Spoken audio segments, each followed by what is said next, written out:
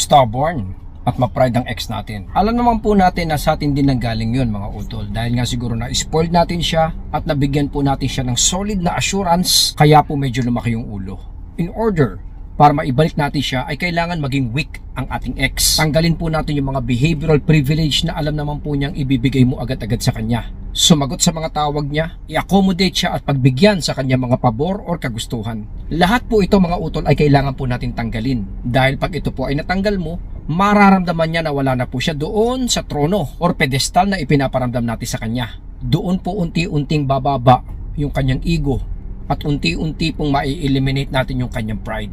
Pagkalipas ng ilang araw ay mararamdaman po niya ang ating halaga, madadama po niya na kayo po ay equal na. Yan po ang paraan, hindi po tayo dapat magpanik at hindi po tayo dapat matakot. Kailangan lang po nating tanggalin yung pakiramdam niya na siya po ang may control or may pinangahawakan sa sitwasyon.